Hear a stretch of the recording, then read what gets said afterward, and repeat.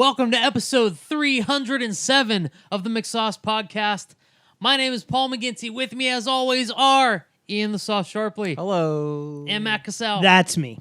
It is Saturday afternoon, December 28th, and we are here to talk Rise of Skywalker. The sun is out. It is midday. We are already shit-faced, and we're going to let you know, well, two of us are fairly feeling pretty good, but we're going to let you know what we think about Rise of Skywalker.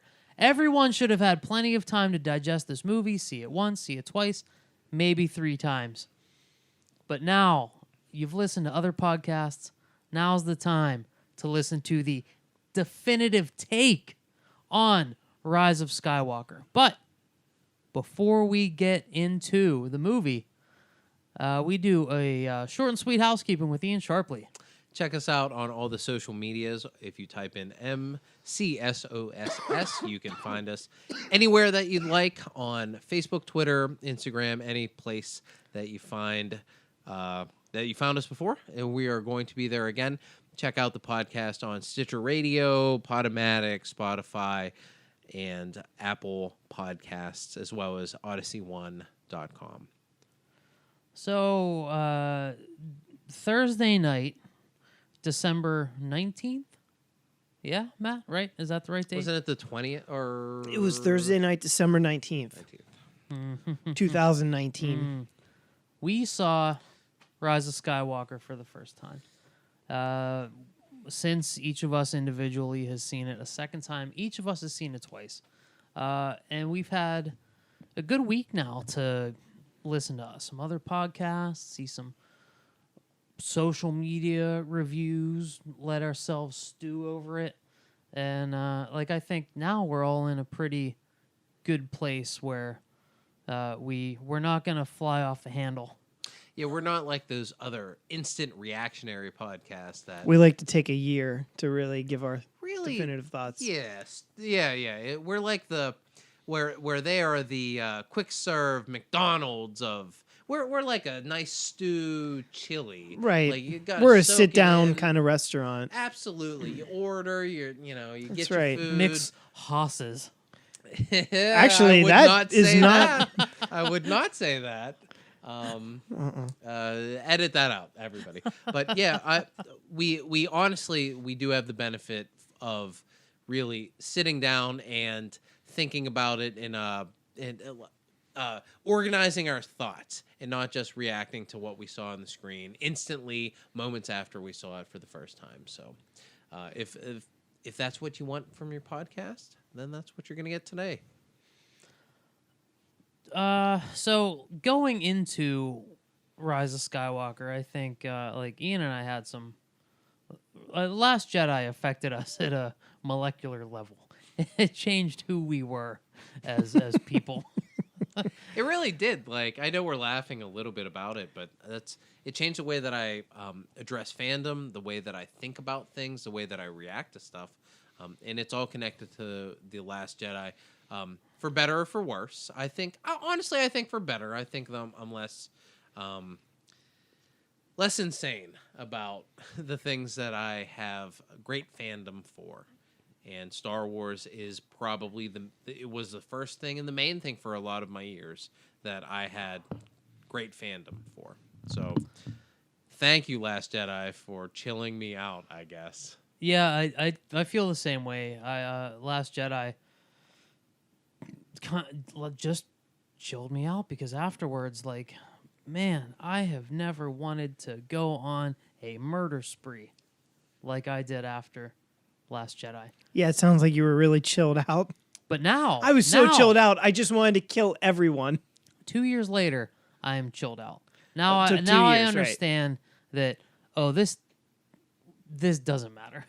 This doesn't matter. And my first reaction coming out of Rise of Skywalker was I think I liked it, but I'm not sure if I genuinely liked it or if I just thought it was so bonkers crazy that I was just purely entertained by how wacky it was. Because Rise of Skywalker was wacky.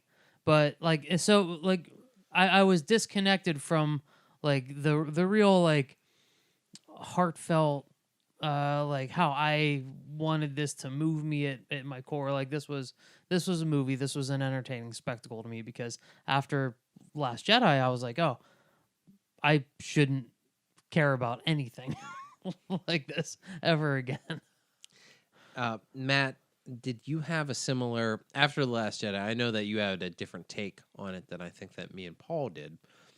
Did you have a similar reckoning with your fandom, or No, I wouldn't say that, but my feelings on The Last Jedi were a roller coaster. Like there was a lot that I didn't approve of, and then there were things that I kind of reconciled and became more comfortable with, and then more over time I became even more critical of things because I saw kind of I was closed-minded to just how meta that movie was, and that's the last thing that I want in a Star Wars movie. I don't want any, current day commentary in a fantasy story.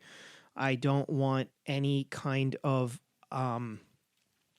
social or political commentary in a Star Wars movie. I just want fantasy and myth. And over time, I realized that The Last Jedi, unfortunately, is filled with the things that I don't want in it. And I like a lot of the parts in that movie, but it's like the sum is less than the sum of the whole is less than all the parts. So, it's still a movie that I'm trying to understand exactly how I feel about it, because I think with The Rise of Skywalker, it puts that movie into a new context, and there are things in it that I actually can reconcile a little bit better than I could over the last 2 years. We can get into that stuff a little bit, but it definitely didn't change who I am as a moviegoer or a person the way it did maybe you guys. But I definitely it did kind of change the way I felt about Star Wars in terms of like by the end of the movie, I found myself not really caring what happened next. I felt like they had effectively all but erased all the legacy characters. The new ones, I felt like took a step back in The Last Jedi. So like they weren't as interesting as maybe they were in their introduction in The Force Awakens. So it left me not caring what happened next in the story. Now, opening night, we're sitting there in the theater and I was feeling pretty excited, by the time by the time the crawl was about to roll. So, but in the especially like right after the movie, I was just like, It didn't leave you with that feeling like, oh my God, I cannot wait to see like what happens next with these characters. What are they going to do? Because The Last Jedi was like a quasi ending. It was like it sort of half resolved things, and the things that it didn't resolve, you didn't really care about. There were some like I thought there was some real closure of character development in The Last Jedi. And some of the complaints I've seen about Rise of Skywalker was there was no character development. And my first response is, well, no fucking shit. Rian Johnson closed the character development. Finn's arc from Force Awakens through Last Jedi is like, who am I? Mm-hmm. And by the time he utters rebel scum, he knows who he is. Like, he knows where he's at. Arguably, he could have died at the end of Last Jedi, and we don't really need him in Rise of Skywalker. Yeah, his story ended. Well, I feel like so many stories and themes ended in Poe's, Last Jedi. Poe's crux is only really in Last Jedi because he's barely in The Force Awakens. His story arc in Last Jedi is what's it take to be a leader, and by the end, he understands what it takes to be a leader because he's like, hey, Crystal Fox is going that way, let's go. And Leia's like, what are you looking at me for? Follow that guy. So yeah, he also is like, hey, leaders generally tell their subordinates like kind of what's going on so that everybody doesn't die. He learned that lesson as well. We don't need to rehash how Captain Holdo is a completely incompetent leader, even though she's a girl and girls never make bad decisions. Was that we don't was that need a to rank, Captain? we don't need to rehash. I don't know. General Admiral. Holdo, General. whatever. Supreme leader. But Poe's arc, we President. learned Poe's arc at the end of The Last President Jedi. Holdo. So King Holdo. Poe Wait, doesn't sorry, have to Queen learn Holdo. anything else going forward. Like, he knows who he is now. He gets it. He understands the fuck up he made in the beginning of The Last Jedi. He learns by the end. Character arc done. So that's like 2 of your 3 main characters. Character arcs finished. So like, where are you going to go from this? So yeah, like in a lot of ways, Rian Johnson he coded a lot of shit at the end of Last Jedi. I'm curious to semi-curious, not really, but for the sake of this podcast, Like, sorta? I'm Twice cu- curious? yeah, I'm curious to know what Rian Johnson had in mind for the follow-up, or did he have nothing in mind because he knew this was his one and only movie, so he wanted to sort of end things a little bit on his terms because he does seem to me to be a bit of a control freak, hence why he turned everything upside down that was established in the first movie. I feel like if he was a little bit more of a team player, He definitely didn't play with the toys he was given. No, he played with them. He didn't. He just did his own thing with. it's those like he was toys. given Legos that were already built and he deconstructed them and rebuilt them with other pieces and things Yeah, like he, that. he still did stuff with Snoke, Kylo, Rey, Poe, Finn. He did stuff with them. It just ended a lot of the things that were planned or unplanned. And I would say that the biggest flaw to the movie that we're going to talk about and these 3 movies in general is that there was no like main central plot. Like they were writing it as if it was a weekly comic strip, and they were like, "Oh yeah, well this week we do this, and this year we do this." There should have been for this kind of property. There should have been some grand layout of this is where we want these characters to start and end. Yeah, and we're gonna shit on Rian Johnson, and we're gonna hype JJ a bit. We're also gonna shit on JJ a bit. But ultimately, There's hype and shit. Kathleen Kennedy Hyper and shit. Disney are the main problem with this trilogy. Like, how do you acquire arguably the most popular intellectual property in the fucking world and wing it? Like you don't have a fucking plan from like movie 1, 2, and 3. You're just like, let the directors do it. I think what they were doing. How do you let that happen? I think what they were doing was they were legitimately trying to capture what they had in the original trilogy when it was developed because it didn't have an outline all the way through. I mean, there wasn't even really an inkling of what the second movie was going to be when the first one was created. Because And- they had a version that turned out to be Empire Strikes Back, and then they had Splinter of the Mind's Eye, which was like if we had to make a different, more reasonable monetarily version. Right, a lower budget Yeah. one where they weren't sure they could actually get Harrison Ford, so Han Solo's not in it. Yeah, that was like kind of what maybe the sequel could be. But I think that when you look at the original trilogy, I think that, if you're being fair, it's a little disjointed too. I mean, there's a lot of inconsistencies too that don't exactly line up. You mean like a sister French kissing her brother? Yeah, there's that little detail. Lusty. But they are twins. That's okay, I think. I feel like no. Okay. it's definitely okay. It's definitely my- okay. That's my general feel is no. Okay. Well, then I can't explain it. But you know what I mean? Like the original trilogy wasn't without its inconsistencies, and it's all contextual too. So like when we saw those movies, we were not as discerning as we are today. Paul, you didn't hate things to the degree when you were 5 years old that you do as a, how old are you now? Like 40? I mean, when the originals came out, he was 30. So Right. And Star Wars really, the original trilogy really like broke ground for storytelling and multiple part movie storytelling. Like, it really opened up a whole new world for how filmmakers and storytellers could do things. By the time we roll into whenever the fuck The Force Awakens came out, we know could ever the know? system. Whenever I that forget. was, I think- Whatever year that was. What year was it? 15? 14? 12? 2015. It was 2015? 15, yeah.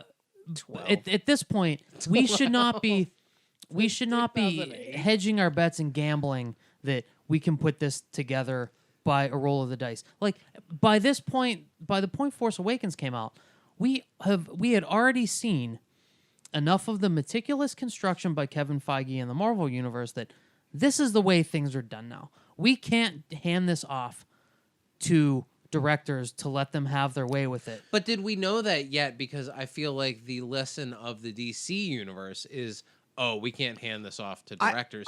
And that was happening simultaneously. Yeah, that's fair. And I just think they were so beholden to the original trilogy with how things were done then.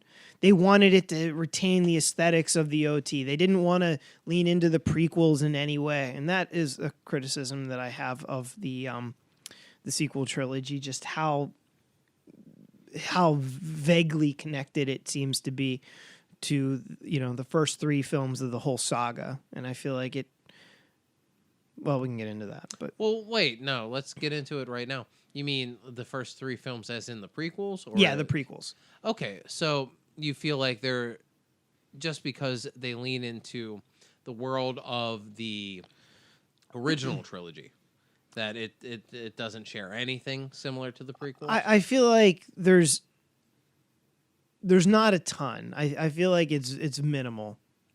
Well, I mean, I guess I see what you're saying, but it is a particular thing that they did. Like, the Force Awakens is like, hey, we need to jumpstart this and make sure everybody knows that this feels like the original trilogy. No, I understand. And like, that was They the wanted to main distance goal. themselves from the prequels for money reasons, for business decisions more than anything, because the fan opinion of Star Wars was really low after the prequel movies, and they wanted. Aesthetically, though, like, why would we go all the way back to that golden era? Like, No. I don't mean aesthetically. I mean, like, maybe story-wise. I felt like, there were a couple little nuggets that were dropped into the story. Like, I can only think of, like, a handful. There was a mention of clones in The Force Awakens when Hux is kind of talking to Kylo Ren. because we don't use clones anymore, right? Luke mentions Darth Sidious for a brief second in The Last Jedi, and then But we're like 60 years past that at this point. Why do we really need to dive into all those story points? because I want it to feel like one large story that sort of is linked to, like, even things like toward the end of the saga, I want them to feel linked to the earlier episodes. Well, what would you have done to link them? I mean, that's like saying stuff in 2019 is not linked to the things in the, I don't know, fucking 60s. Like, No, it's not, because this is trying to tell one cohesive story that are all part of that one story. right, but so my question to you is, what elements would you pick and choose to include? I don't know. Maybe a little bit more of a explanation of sort of the era of the Jedi ways that were established, I think, in those prequel movies. The error? The error, yeah. We did, like, Luke in The Yeah, I Last know, Jedi a little was bit- like, a they little bit more, fucking maybe. suck. And honestly, that's one of the moments of The Last Jedi that's great. Like, Luke was like, they were wild assholes and didn't see this shit coming. And that is the lesson that we Yeah. saw either on purpose or I think if they had leaned a little more into that stuff, that could have explained a little bit more and been a little more convincing about why Luke was kind of disenchanted with the Jedi like he was is in it that like movie. Jedis can't teach? Is that Maybe. the lesson? Maybe. Yeah. So they did kind of touch on it. But what else? Barely. I don't know. Like, it just felt like, there wasn't really a mention of, like, Obi-Wan. Like, all the big things like, I don't know, like a nod to Qui-Gon Jinn or something like that. Throughout might have been nice to make it feel a little bit more cohesive. I know that's like But fan he's in Ray's like we're with you. Was that montage. quiet? Was he in there? Yeah. He was in Okay. there. Well, I mean, and it's so hard was to hear all the voices. Obi-Wan. Ewan McGregor was voiced there. And if we're talking about like, oh, Luke Skywalker, he's a legend in The Force Awakens, then if that time frame is a legend, then even further before his time would be very, very grainy. Matt, distant. I get what you're saying, but I think it's really hard to do that, being time in the Star Wars universe is so nebulous as it is. Like it is in 20 years, by the time the Clone Wars happen, and then 20 years later, like no one remembers the Jedi, or like the Imperials are so dismissive, and like Beru and Owen, who were delivered a baby by the Jedi, they're crazy old wizard. Like it's like people like whitewash stuff in that universe. Like if it didn't happen yesterday, they forget about it. So there's like 20 years. So it would be like in the 1970s if people were like, Hiroshima, that never happened. That's a legend. Like these big events that happen to the galaxy would be front of mind. This whole order of peacekeepers that had this specific thing that they did. The Jedi are not something you forget. Yeah. But 20 years goes by and they are completely forgotten. Yeah, but like, I mean, within the context of Star Wars, I get the sense that things are passed on by storytelling, and things are manipulated from one person to another as the story goes on. It's not so much like Han Solo's like, I was watching a documentary on the Clone Wars, and there wasn't any mention of the Jedi. Like that. Well, we're not there's no Disney Plus yet in the Star Wars but universe. it's something it's something hard to rationalize in the Star Wars universe, and something that I have a hard time with all the time is like, we can clearly send messages, we can talk to each other from fucking planetary system to planetary system. Anakin can't talk to his mom once he goes into the Jedi Order. I mean, she's he can't wrapped be like, up in hey, slavery. like all it's the it's time. that like that weird little shit that I'm like, why? You have the technology, Jedi. You're benevolent. Like you're friendly. You're warm. Like you want the best for these people. Have him talk to his mom. Like, well, she was a slave. It's weird. It doesn't. And not only that, but the Jedi were always like pulled away from their families. Why? I don't know. Gives Why? a shit. It's some dumb. It's just what they it's did. some dumb celibate monk shit. And like ultimately, on like if you want to like trace that train of thought all the way back, Qui-Gon, you are already bucking orders from the Jedi Order. You already don't give a shit. Knock Watto the fuck out. Take your fucking hyperdrive. Take Shmi and Anakin and go. What's he gonna do? He's a little junk dealer in a fucking backwater. Like, this is where you're going to make your moral stand after you try to fucking mind rape him? This is where you're going to be like, you know what? We need to do this the right way. Like, I don't think there's any question what Paul would do if he was Force sensitive. Dark side, he would be. But, like... you would be. The situation is fucking critical at this point. And Qui-Gon's like, I guess we can... do this race in 2 days with a guy that we don't even know can do it or not. Situation's critical when your friends are being tortured for no reason if you're gonna follow the train of thought back, they should just fucking bully Watto and be like, look, here's some money. We'll wire you the rest once we get back to Coruscant. We're taking this fucking part. I understand it's not completely ethical, but under the situation, yeah, fucking do that. So, but there's so much nonsense in the Star Wars universe like that. Like, why can't Anakin just talk to his mom? Hour a week. Is that really gonna fuck up his training? Because you did a great job with his training as it was. Maybe that would have helped. I think what I was kind of trying to say about how I felt like the prequels didn't feel like a part of the sequel trilogy as much was, I know that they had said going into the final movie that they wanted to not only wrap up their trilogy, but the whole trilogy, the whole thing. And to me, it didn't as much feel like they were doing the latter as much as they were wrapping up their own story. I mean, yeah, I guess to a degree they did wrap up the whole thing, but like what kind of threads are left out there? I'm not sure exactly. Like I haven't given that a ton of thought, but it does feel like they were purposefully excluded. I think it's pretty obvious from the things that were said when they were going into The Force Awakens that J.J. Abrams is not a fan of the prequel movies, and they wanted to limit. Like, frankly, I don't think J.J. Abrams likes the prequels, and he doesn't like The Last Jedi. He likes the OT, and he likes the ones that he made. And I think that it would have been cool maybe if, especially with some of the stuff with Palpatine being back, if there was like.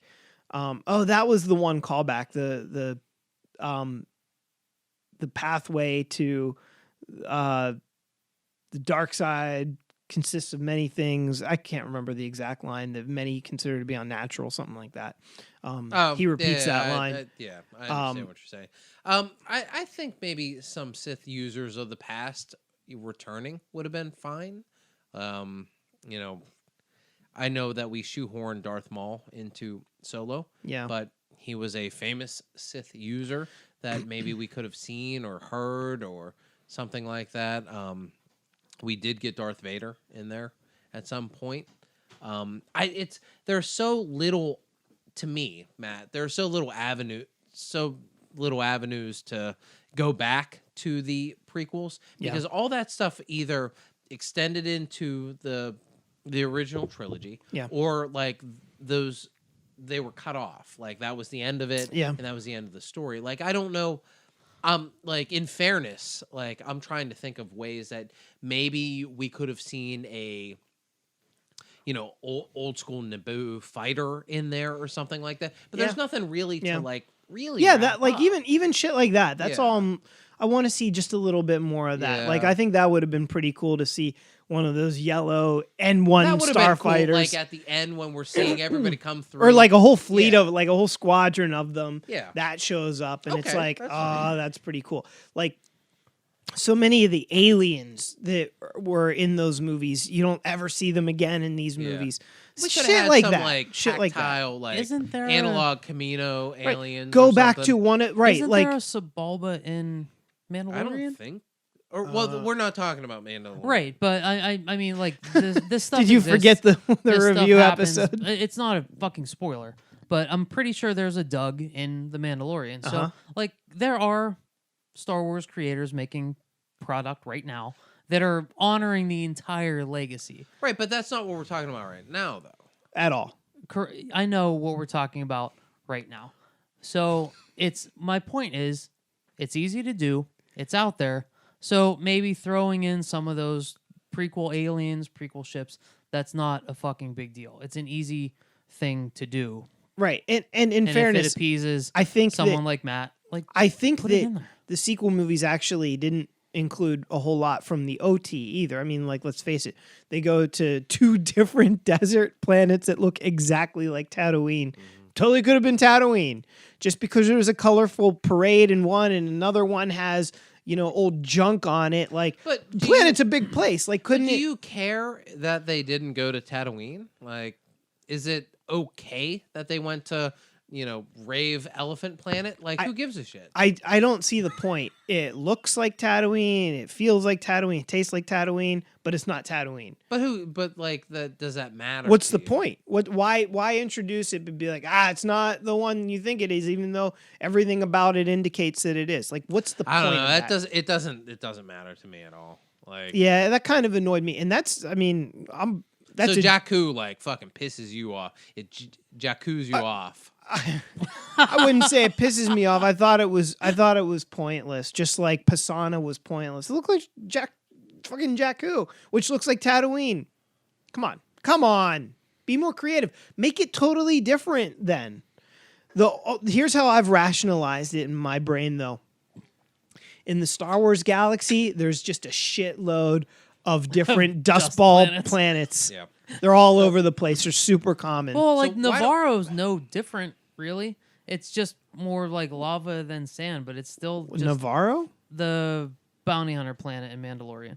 Oh. I know we're not talking about We're Mandalorian. not talking about Jesus Christ. Or is this the Mando podcast? But Mandoland? we're talking about the greater Star Wars universe, and even in Mandalorian, we are also seeing very similar places. So why don't we actually talk about the Rise of Skywalker? I like the conversation we just had, but I feel like it The wasn't. strings on your hoodie are so long. Are they pulled tight right now? Is that why they're so long? They're like at least going down to your balls. They may be, well, they are because I'm sitting Indian style on a couch. But I don't know. This is not the Hoodie Strings podcast. This is the. Wouldn't it be great if it was, though? What an entertaining podcast. I know, right? 2020, look out for top 5 hoodie styles. So why? Yes. Oh Jesus! You were talking about that last night. You're a fucking maniac. So why don't we talk about? Can we talk about just things that we liked and disliked about Rise of Skywalker? Just Yeah, absolutely. That's why we convened today right to talk about Star Well, Wars what Episode about- 9, The Rise of Skywalker. What did you guys think when you read that opening crawl? Like, were you into it? Were you like...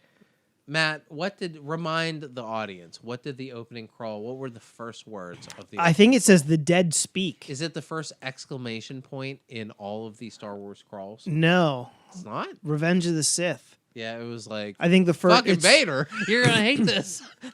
It was war, I believe, Yeah. was an exclamation point. Sorry for the last one. I thought that it was interesting that they packed a lot of stuff into the opening crawl. That Palpatine was legitimately already back, and they detail all that out there. It seemed like a lot of information that maybe we could have stretched out into the beginning of the movie, or I don't know, a movie preceding it. So let me start there. This is going to be incongruous later on with some things I say about how much I love You don't say. Palpatine in this movie. But I don't like that You Palpatine's loved back. Palpatine in this movie? You loved him? He's probably my favorite Palpatine. Oof. But My favorite after my rewatch, goddamn, Phantom Menace Palpatine, suave, sexy. Like he's pretty chill. He's pretty But cool. I guess like- Senator Palpatine. I mean, like the Emperor, like Senator Palpatine is different from like Sidious. You don't like Jedi Palpatine, the OG? Yeah. He's easily a very, very close number 2. Like they're like Rise and Jedi are like 1A and 1B. Huh. This is weird. Okay, continue.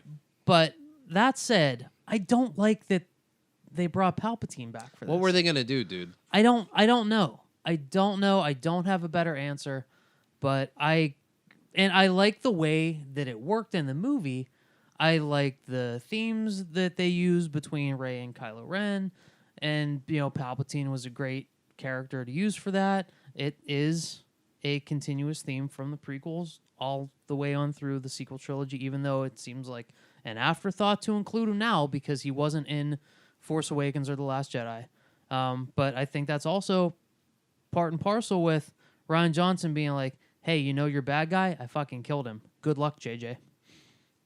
So, like, I don't really like that he's back, but I like what they had to do with him.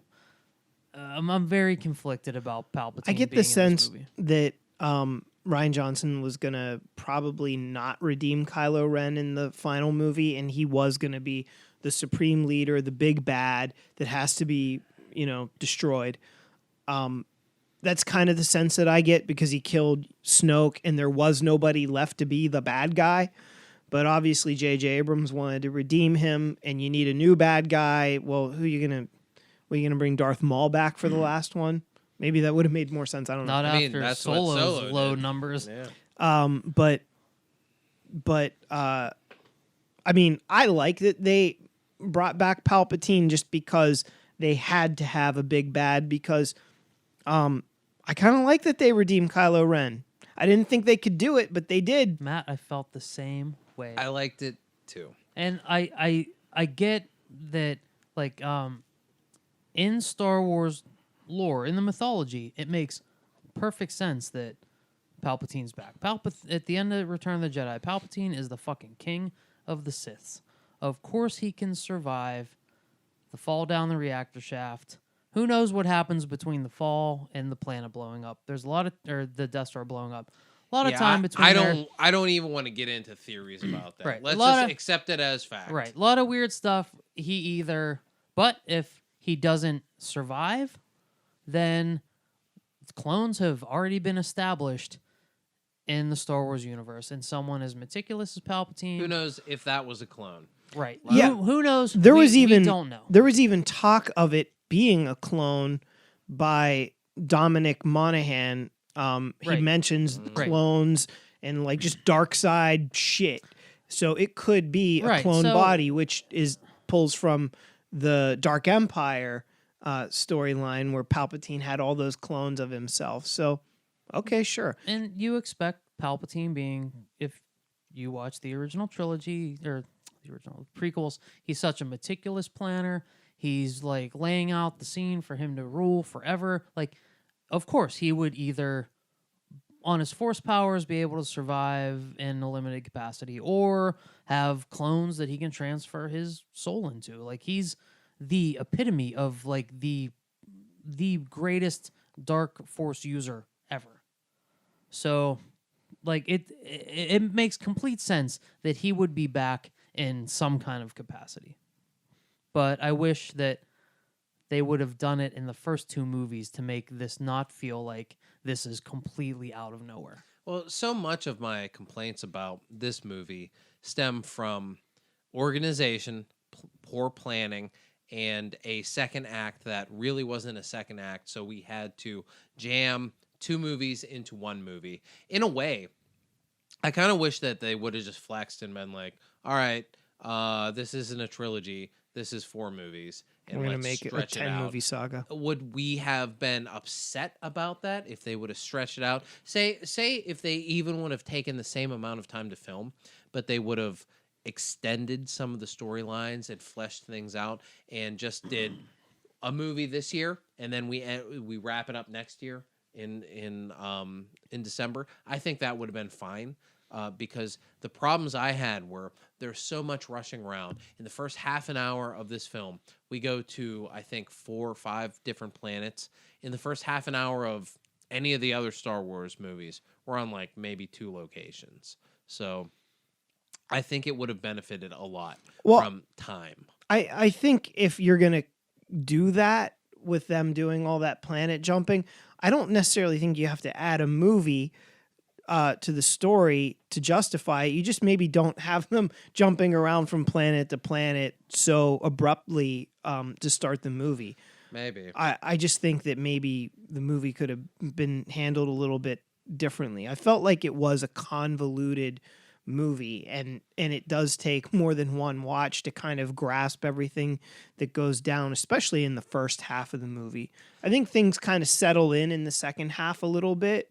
Whereas that first half is just, it's all over the place. Well, the second half's easy. We're all on Exelor. I mean, I feel like that's I think it's Exxon. We're all on Exegol? Exegol, yeah. We're all on the Sith planet. That feels not right. It's no, Exegol's right. Exegol. Yeah, Exegol's right. Yeah, like, but the Excalibur? second half, we're all on that planet. But the first half, we're bouncing all around on the treasure hunt, trying to piece together clues. And, yeah, it kind of felt like Indiana Jones there for a little bit. Yeah, and it kind of like I was fine with it. I really like this movie, but like if you want to treat these movies in the creation stage like George Lucas did, we're flying by the seat of our pants. We're not writing 2 until 1's done, whatever. Then why aren't we also adhering to the simplicity of the original trilogy? We're on 2 planets in the first one. We're on 3 planets in the second one. We're on essentially 2 planets in the third one. Like, why aren't we also taking notes from the stories in the original trilogy? Because in and not just the 2019, creation. bigger, better, more faster, and more intense. Because I think that a contemporary audience doesn't have the patience or the attention span to stay on 3 locations. I feel like it's so? Unfortunately, yes. Yeah. As much as I would like it to be a little bit slowed down in the pacing, to be a little more meticulous, it's just not. I mean, this trilogy, this is modern Star Wars. Like, it doesn't have that pacing that the OT has, or even that the prequel trilogy has. I mean, I think even the Phantom Menace is probably like the slowest paced out of all the Star Wars. Very. And I don't think that's a bad thing. I wish that They had tea on that one. right. I wish that the sequel trilogy would have probably adhered a little bit more to Star Wars pacing as opposed to modern movie pacing. And they don't. Yeah, the pacing kind of stinks. I think that they probably, instead of going to the desert planet and jumping around, they probably could have just went to You mean Elephant Rave Planet? Elephant Rave Planet. They probably could have just went to snowy, urban, Snowy urban hellscape. planet, right? Yeah, that planet, whatever that planet was. What That was planet got blown away. It was Yeah. called oh crap, what was it? Yeah. Carrie Zori's Russell. Planet. Carrie Russell Yeah. Planet. Right. Yeah. Felicity, I think it was called. Excuse me. Babu Frick's Planet. Yeah. Hey. So yeah, I think that they probably could have skipped all that. I don't know that I loved all the like. It felt like very video gamey, kind of like, all right, you got to go find the thing to do the next thing. Like, I don't love that kind of like search and find kind of movie writing. I guess it is kind of video gamey, but I attribute it more to Indiana Jones, and especially the part when they hold up Maybe. the dagger to the Death Star, which I See, find that was fucking stupid. it was Did you straight out like of it? Goonies, man. Oh, my favorite movie. It was Yeah, that straight sucked. out of Goonies, and I find it funny because like the shape of the edge of the dagger lined up with the Death Star wreckage, but what was absurd is you have to, like, how did Ray know to stand exactly in that spot to get it to line up How exactly did the like Death that? Star wreckage after so many years in the water know how to stay in the same place? I don't know. It's fucking stupid. That was dumb. Thank you for aligning it with a terrible movie, The Goonies. I don't think the Goonies is terrible. I know you don't, but you're wrong. I don't have a problem with like having to put the pieces together to get to the end of the puzzle, but like Wait, what wait, wait. rubbed Hold on me- one second. You didn't see the Goonies when you were a kid, right? I did multiple times. It sucked. You saw it when you were a kid. Mhm. Oh, okay. I hated kids even then.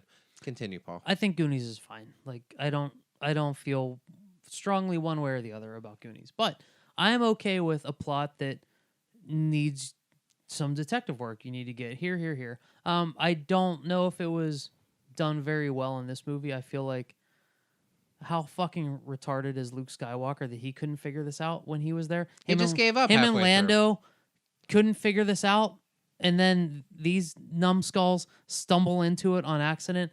I feel like that could have been written better. If we're holding Luke Skywalker in such high esteem in The Force Awakens, where like we're on the course to, we need to find him. He's our only hope. We need to get him. If he's that awesome, how did he over fucking see this on Elephant Rave Planet and miss like, and then they just stumble upon it?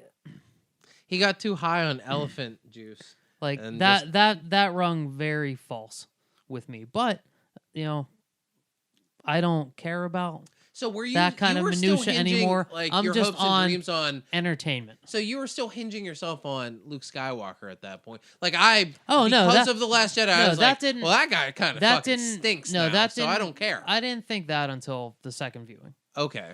Yeah, I'd never really considered like, oh, Luke failed. I was like, well, he obviously sucks, like from the last movie that I just watched. But he sucks to Ryan Johnson. JJ doesn't think he sucks. No, Like I JJ understand. holds that character in high esteem. Right, but as an audience member, I was like, oh, that character isn't any good anymore.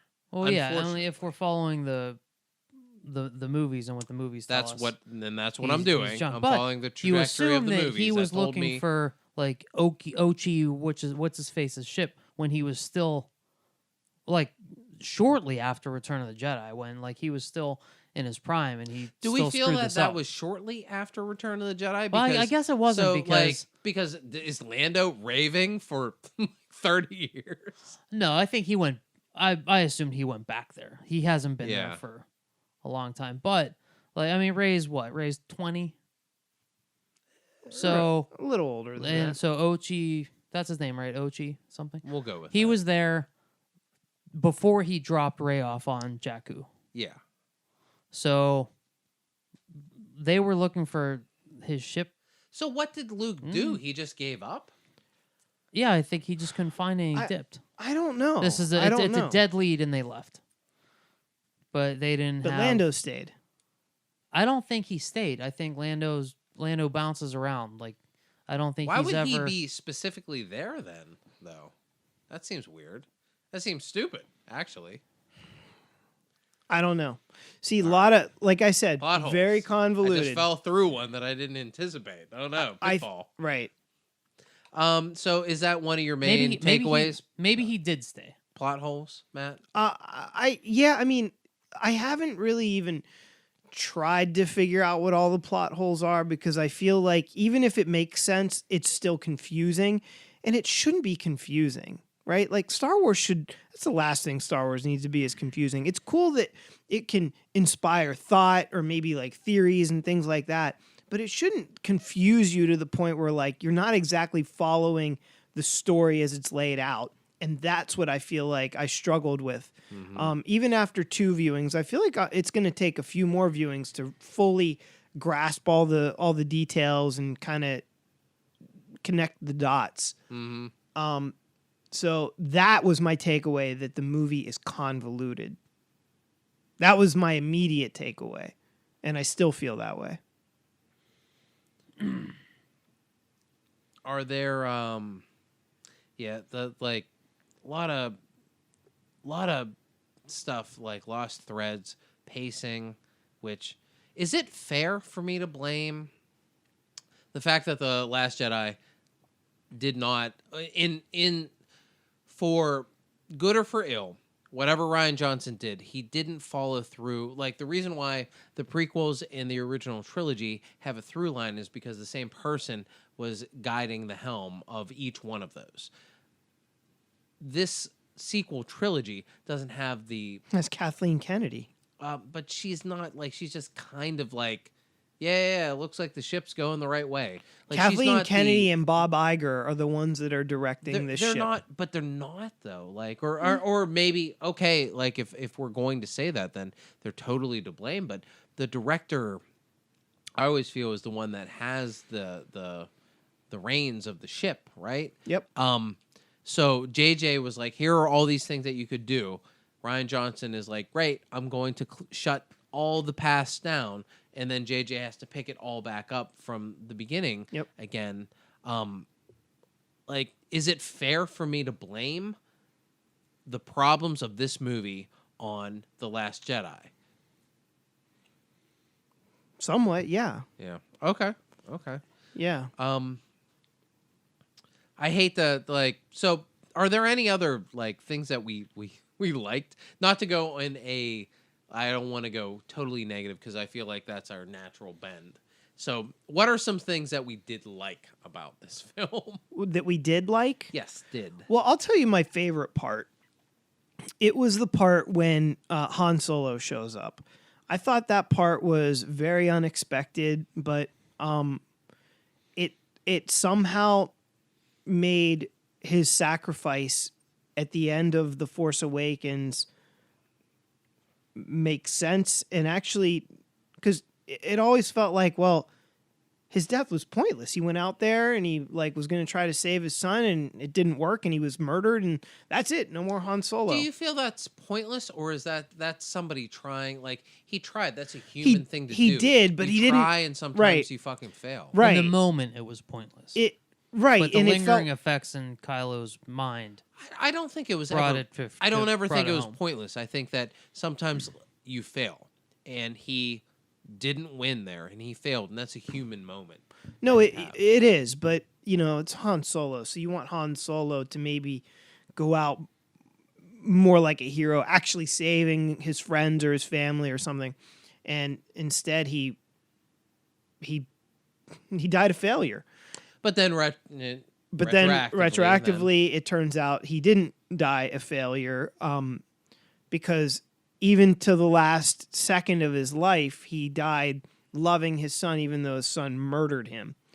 And that few moments that they had in the Rise of Skywalker, I thought were probably the most powerful of the entire movie.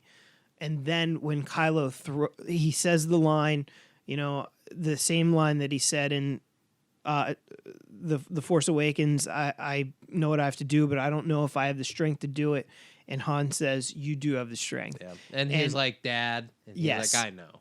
Yes, and that I was know. Right. Like that made me emotional. Like that was really cool. And then he threw the lightsaber away, and his redemption was so cool to me. Like I had hated Kylo. Like I liked him as a villain, but I hated him. I was like, "You killed Han Solo, man!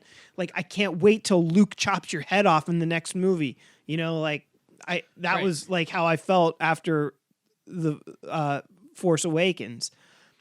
And for them to turn him into a character, I hated it every time I saw him without his helmet on. I was like, really, this guy's face? And then he is redeemed as, and he goes back to the good side. And like, I didn't miss the Kylo Ren mask. I was like, I like Ben Solo. His redemption was small and it was intimate. And it was all in his head. And I think that worked the best for me. It wasn't some big, like he did, like eventually he goes and he fights and saves Rey. But that's not when it happened. It happened in a small moment between him and his dad. And it was his inner turmoil. Yeah. And I thought that was great. And what was cool was that was something through all three of the movies. Say what you will about the trilogy being disjointed, but like that was a constant through line where Kylo Ren was always conflicted from the very beginning until the end when he was able to turn back to the good side himself, really. And what a cool hero he turned out to be. Like he was like somebody to root for. He legitimately won me back. Like whenever he's going to save Rey, I was like, oh, that's like one of the heroes of the movie at that point. If you've listened to this podcast since The Force Awakens, I have made it 100% clear. Kylo Ren should not be redeemed. There's no reason Rey should want to save him there at all, period. The only time she's had direct contact with him, he's like killed his father. He tried to kill his mother. He was topless with those high pants. It was weird. Super sexy. That's in his favor. But he's been a fucking prick the entire fucking time. There's no reason she should want to save him. So I like that when she heals him, the way I took it, it was played as more of her like, oh my God, I just fucking stabbed this guy. I can't be a murderer. Like it was more the good on her side, not so much I need to save this person. I need to redeem this person. And his actual, in the moment that he had his actual without redemption her was on his own. It wasn't Rey saying, I can turn you, I can bring you back. It was him saying, I can bring myself back. And I like that his turn and redemption was on his terms. It wasn't that, Rey is on his side the entire time, because he gave, if you watch the first two movies, there's no reason she should want him to do anything but die. Well, even in the first half of this one, even in that he's just moment, coming at her all the fucking time. In that lightsaber battle, like Rey was fucking going for it. She was trying to kill him the whole time. At this point, she's had a year or so training with Leia, so like she knows what's fucking what now. So and she's not fucking around. Kylo Ren was, and I think in this movie, he was really never trying to kill her. No. He wanted her to turn and join him. He was trying to run her over in the TIE fighter. Yeah, that was weird.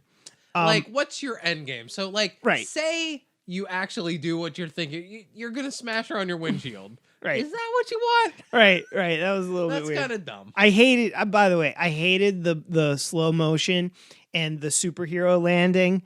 The Spider-Man like one leg out and the other arms out, like all like cool and posed.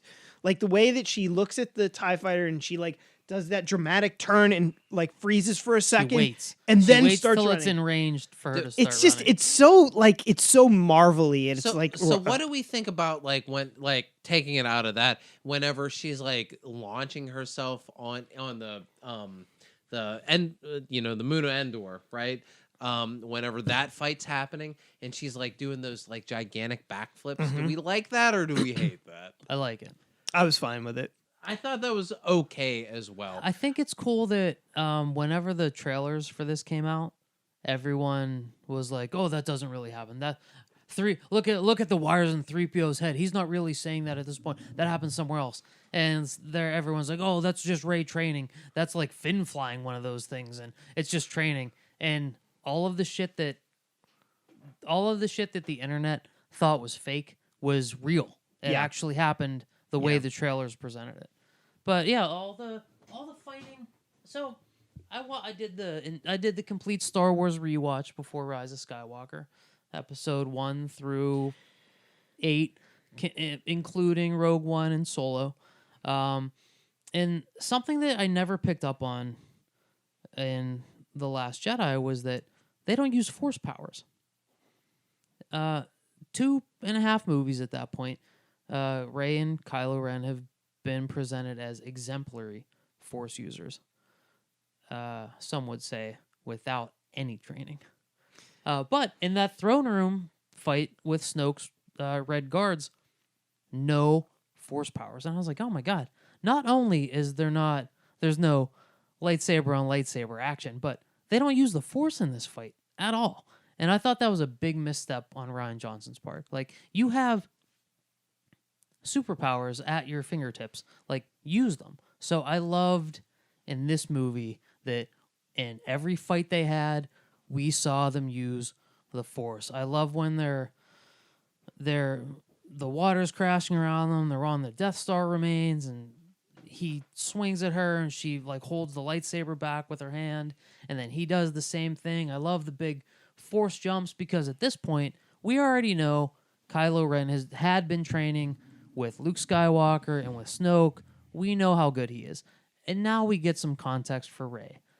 Rey doesn't just make up the Jedi mind trick whenever she first thinks of it in Force Awakens. Now she's got like a year training with Leia, who we also learn has trained with Luke. So this is a credible training source. Now, if Rey can do all this shit, now of course she can do all this shit because we've seen the trials that she's gone through to get there. And like in the opening scene when she's training, she's pulling the ribbon off the thing. She's clearly frustrated because she's not killing it. She's not knocking it out of the park. I don't know. She looked pretty good up until the end there. Like, oh yeah, Rey looked awesome. And she in should. That first and scene. she should because in The Force Awakens she is awesome. But now like we get more context. Like there's a richer character behind her Force usage. Mm-hmm. So all the times her and Kylo Ren fight and they're using the Force and they're doing big jumps and they're holding each other's lightsabers off. And in the last fight when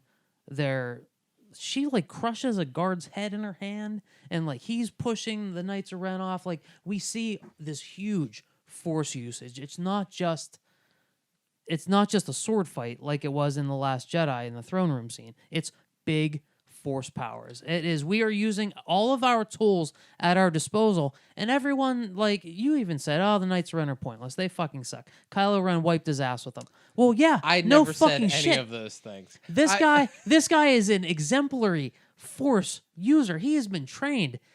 He should wipe his ass with them. What I said was, if I can correct the record, is that it was a bummer that we didn't get to see the Knights of Ren be threatening at all, because at the end, whenever Kylo Ren does wipe his ass with them, we don't care. Like, I don't care. I'm like, oh, they're just some cool dudes that have some swords and shit. They are really like, good you trackers, don't know, though. But they're fucking the best. They had the best trackers. They had tile on them. Like I can track my fucking wallet as good as the Knights of Ren can track stuff. We don't get to see how threatening they can be, and that's a problem, I think. Right. Because in the final act, whenever you have Kylo Ren going up against these dudes, like, shouldn't we be scared that maybe he could lose? Well, I mean, he is getting his ass kicked until he gets the lightsaber. Yeah. Which the bit when he gets the lightsaber and he pulls it from behind his back and he does the like ta-da, fucking brilliant. It was pretty so good. But yeah, like he's getting his ass kicked by those dudes up until that point. Couple details. One. Oh, wait. But I think this is also a problem of this is that JJ needs to push this in here because I think the second movie, as JJ wanted, it had bigger plans for the Knights of Ren. I think they were supposed to be a bigger part of this trilogy, and they were left out of the second movie.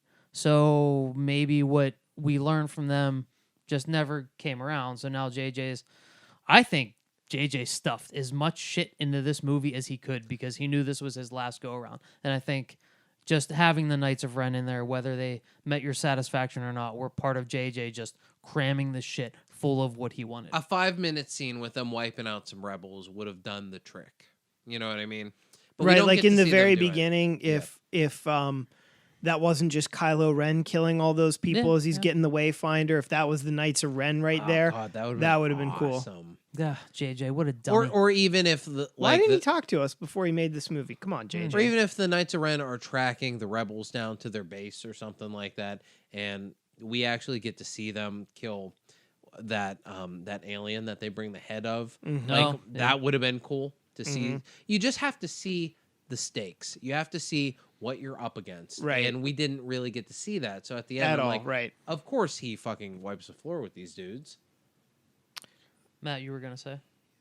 Well, a couple things that I liked, a couple things about that moment when when Ben Solo pulls the lightsaber from behind his back. Do we like that level of new Force powers? It's fine. We got some new Force shit in this one. We got some healing factor. I feel like the healing feels like, okay, I get it. That feels like it fits. Force Force drop. Force Well, drop. we already got Force time in the last one. Right, and there were hints of Force drop in The Last Jedi. The thing that I don't Like the water and the dice, things like that. Yeah, the thing that I don't love in this one was whenever they knock over the Vader stand, and then that becomes like, so he didn't know until that point that she was in his quarters. Yeah. But couldn't he kind of see, like, shouldn't he be able to see, like, where she is a little? He had because said- it's established in, they say verbatim in The Last Jedi, I can see you, but I can't see where you're at. Yeah. So, like, so then whenever you knock something over, When something can- passes through, Force time. then the only reason he knows where she's at is because the helmet's there. Because earlier, the I understand fucking that. red But, rice, like, But it's why supposed the to- helmet? But why does the helmet then become there? Because Because he interacted. why is it That's the kinda helmet? stupid. Why is it the helmet and not just parts of the helmet stand? Is that what you're asking?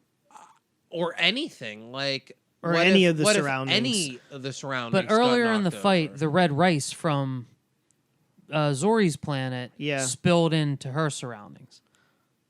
So like there I were guess. things going back and forth, and that just happened to be one It of the might things just be that went through. a byproduct of the fact that their Force bond is like getting stronger. Yeah. And that's It seemed how convoluted. and that's how I rationalized a few things. that was made there- perfect sense to me. And that's how I rationalized a few things was their connection created really strong powers. Everything from, now it explains why Rey is so strong. Not the fact that she's a Palpatine, yes, but her connection to Ben was the thing that was fueling both of them to be as powerful as they are. They're essentially like the power of two. They're a dyad. A dyad.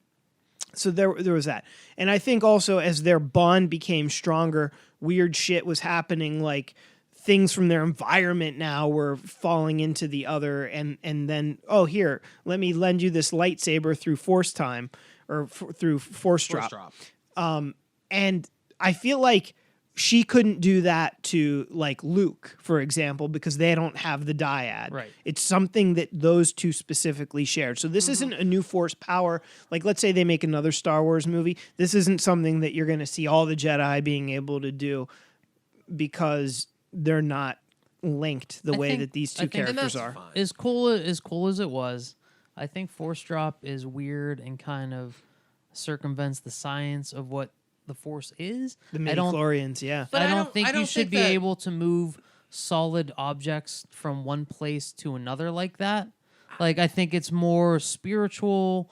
It's more just manipulating what's around you, not necessarily sending a physical object from one place to another. I agree. Maybe, but like I don't think that Star Wars works best whenever it's like heavy science based, like midichlorians and all that. Like I think it's more whenever it's feeling and it's like that kind of thing when it Right. works best. Yeah, This like, I feels was- almost magical in a way, I was you know? totally Yeah, okay with this. magic over science. Because Right. you get the scene in Last Jedi where Snoke's narrating what Kylo Ren's doing, and he thinks he's doing it with his own lightsaber, but he's doing it with the one that's going to kill him.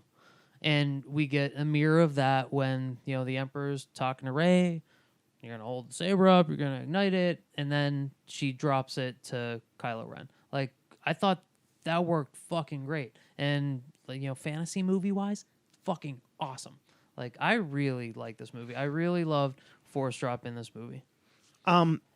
But the thing that I really liked about the Knights of Ren fight was just how dark it was, and then you see the three knights on one side and three on the other side as they come around and they start to surround Kylo Ren. It has like a horror movie vibe to it as the knights show up and they start closing in. You're like, he doesn't have a weapon. Like, what's he supposed like? And he uses the Force because it's like that's what he's got. But it only helps so much until they like kind of start beating the shit out of him. So I don't know, man. Like I thought that was all really fucking And cool. I think that's part of the reason why I like this movie so much is because they really leaned into the horror stuff, which leads me to why I love Palpatine in this movie, because he's fucking scary. He's creepy. It's like body horror. It's just fucking Milk eyes. It's gross, it's Yeah. ugly, and it's scary. Yeah. Like it's they really lean into horror aspects Yeah. for Palpatine. Like the crippled fingers where they're not fully formed, they're missing bones, the milky eyes, like he's always strobe light, he's always the in shadow. lightning. He's yeah, not you never get like a great look at Palpatine. he's not over the top Palpatine and Sith on the best day of his life.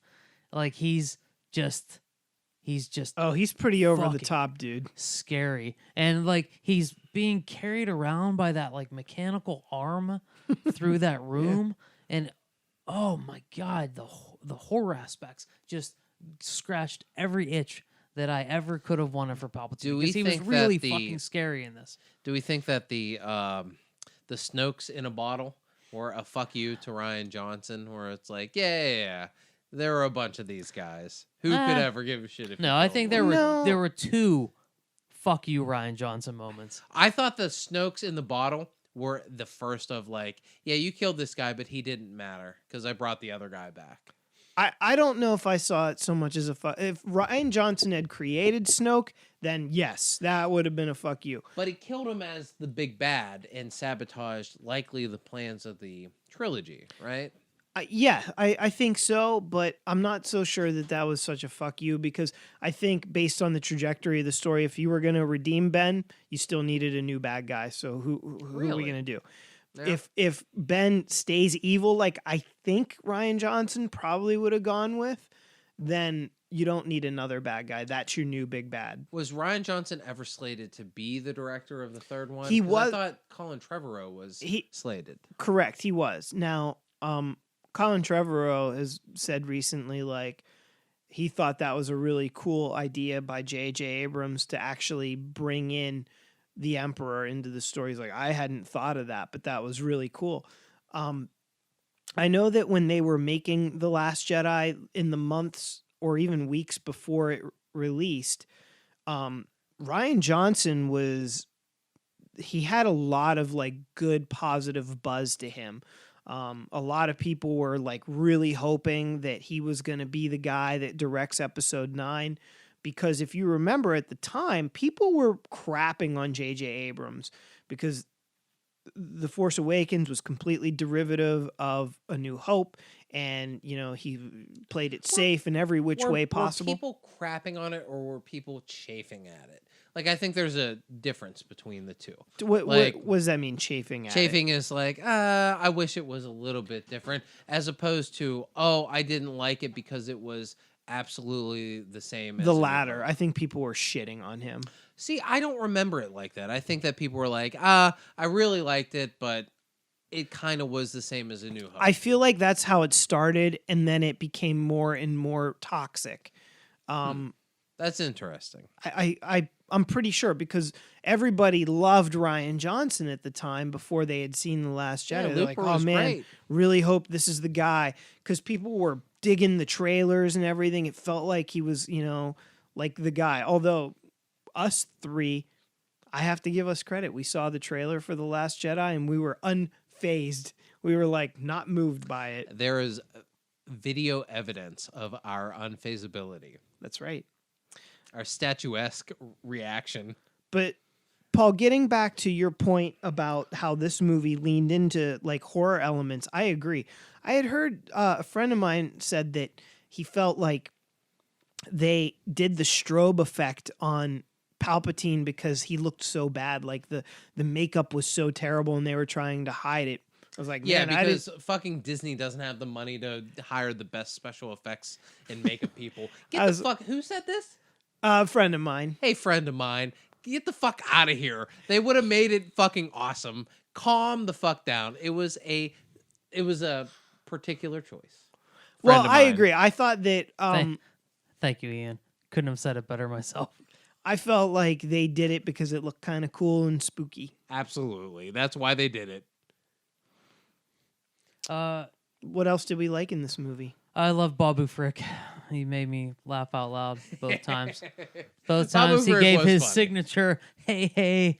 I also love 3PO in this movie. I feel like I've loved C-3PO since A New Hope. Since before it was cool to love C-3PO. Fuck C-3PO in the prequels because that dude is done dirty in the prequels. But C-3PO in the originals, he's so good. He works so well in Empire Strikes Back, and he's solid in Jedi.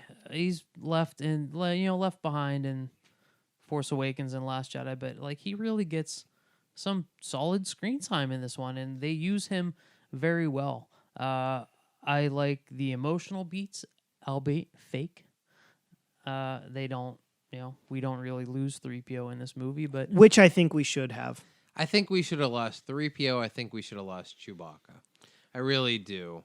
I think that would have really raised the stakes of the movie. I agree, kinda. Yeah, I would have hated to lose him, but like it would show. I feel like it played it very safe by faking you out with C-3PO, faking you out with Chewbacca. Like everything was like had no real consequences. Yeah, it was too safe for me. And I thought it was super cool to see Rey, who showed anger and aggression all through the trilogy, to show that she was kind of going down the dark side path, and for her to finally hit home by her accidentally killing Chewbacca. Although I felt like I think that fans would have never forgiven Rey. I know exactly, and I think that's why they didn't do it. Right. I think and that kind of sucks that we're making choices by a committee. I think a lot of this movie was based on resolving this as happily as possible. Is that why Twitter seems to be so satisfied right now? Oh my God! Well, Twitter, because Twitter hates this movie. Yeah, like so Twitter bad. was vocally like. Wasn't Twitter very vocally in favor also of The Last Jedi? I don't know. I feel like it's just a different part of Twitter that's vocally hating from it. my own Twitter feed. Yeah. I feel like Last Jedi response was split, but Rise of Skywalker response is very much we hate it. We all hate it. Yeah, Even the it's- people that hated The Last Jedi hate The Rise of Skywalker. No, it I don't seems like think that the people that hate people- Last Jedi like Rise of the Skywalker, people but that like the people that like hate, things are less vocal. yeah, the people that hated The Last Jedi said their piece a couple of years ago and aren't like, I like this. Spoilers. I like this movie. I haven't said shit about it on social media. People that I haven't hate- said anything about it because I don't feel like I need to, because I see all the hatred and I'm like, oh, holy crap. As we know, Yeah, right. people that hate things can't wait to tell you how much they hate things. That's why we So, have a podcast. Yeah, Twitter hate for Rise of Skywalker is through the roof. But C-3PO and Rise of Skywalker, I thought he was great. I love the almost death. I love that they didn't fake us out in trailers this time. But they did with the C-3PO stuff. I mean, we all thought that 3PO was going to be a bomb or Oh, right, was going to right. sacrifice No, himself. but So what- they kind of did. What you were going to the bathroom when I said it. Everyone, the trailer was presented as C-3PO's looking at Ray, Poe, and Finn, saying his goodbyes. Something's going to happen to him. But the reaction to that was, that can't really be what happens. Look at the ropes tied to his neck. Look at the wires. That's a different scene. They're intersplicing scenes to trick us. But that's exactly what was happening in that scene. And it's the same thing. It's the same thing with Rey and the TIE fighter chasing down Rey. Everyone was like, that's not really Kylo Ren. It's Finn flying it, and it's training, and it's just misleading. But no, that's really what was happening. So kudos to the trailer team for showing us real shit in the trailer that really happened. But 3PO was cool. Like, if they erased his brain, I'd have been super sad. I'm glad they didn't. You want to know If one we're of wrapping the, this up, I like a nice. I wish they would. I like a wish they nice happy would've- ending. Yeah, Ultimately, we could have still had a happy ending. Ultimately- but erase C-3PO's brain, kill Chewie. Happened like- before. 3PO and who cares? R2 don't need to be in any movie except A New Hope, Empire, and Jedi. They don't need to be in the prequels. They don't need to be in the sequels. We got BB-8. We got Dio now. Like, we don't need Dio's- these fucking droids. Dio like stinks. they We had, don't need they're part Dio, of. by We the don't way. even need Chewbacca, really. Right, kill him. or Finn or Poe, if you want to be like that. I feel like. Well, we probably- ultimately, we don't need anything after Return of the Jedi. It's a complete story. Star Wars through Jedi. You're done. You're done. We don't need anything before. We don't need anything after. So It is that is what- a perfect story. So is that what we can't come down on? We don't need the prequels or the sequels.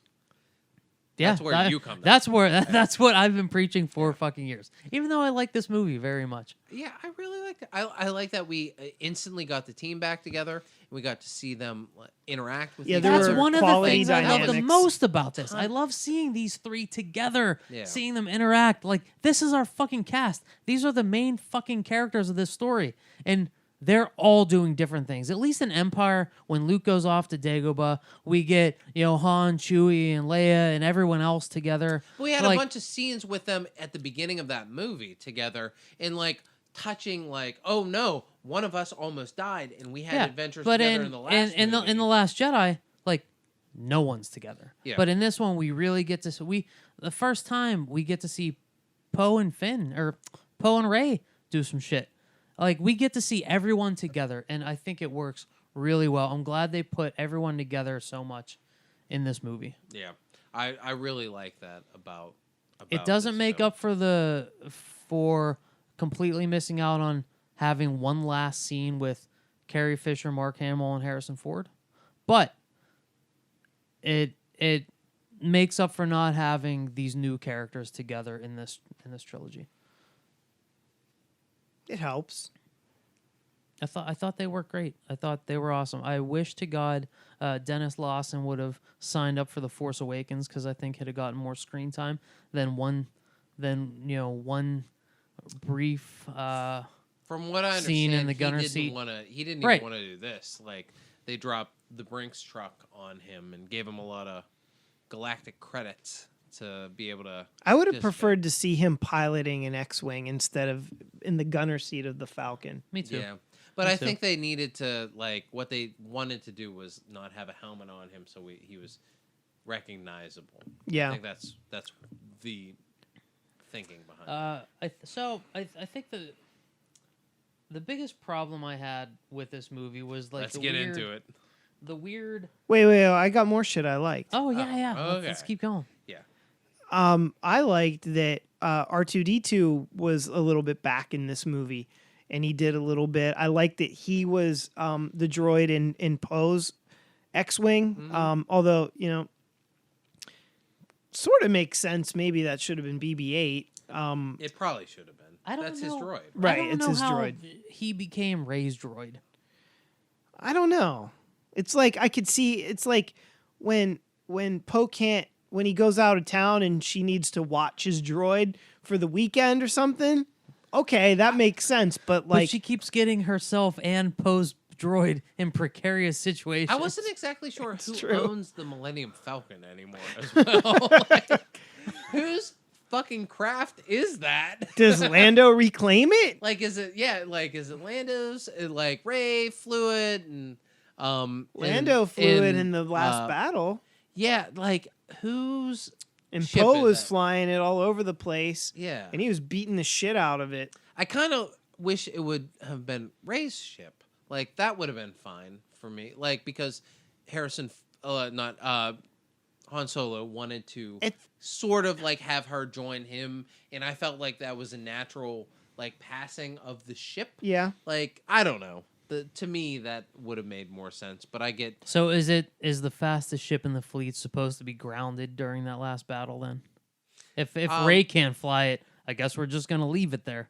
I mean, it should be grounded if the owner of it is on the planet fighting zombie emperor. Well, At the- because she didn't. If that's your ship, Oh, that's your ship. But like, in the beginning of the movie, like she didn't want to go.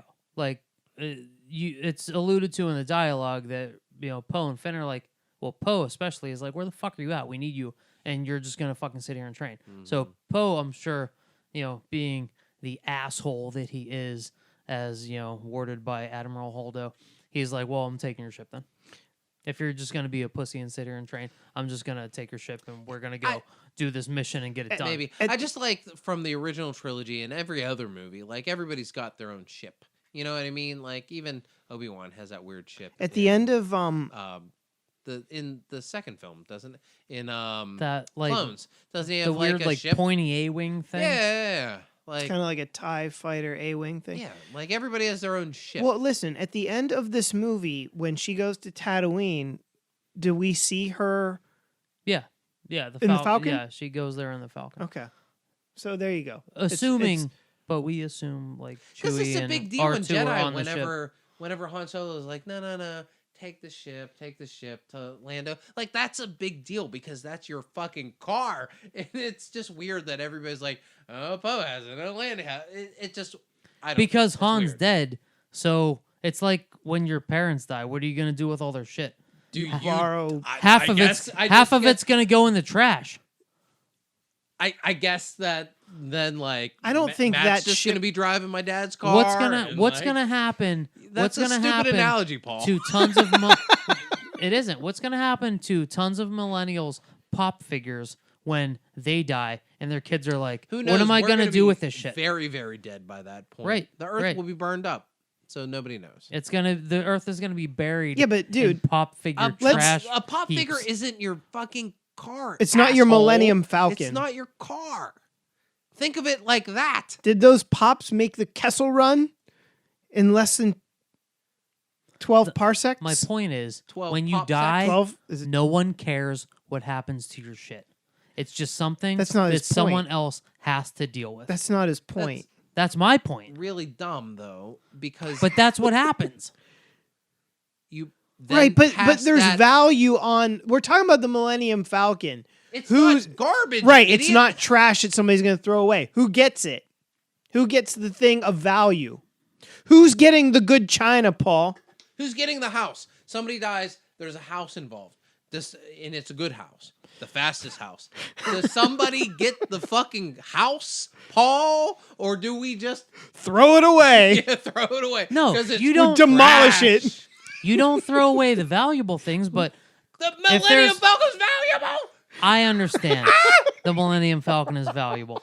I think I think the direct line of authority is to Chewie.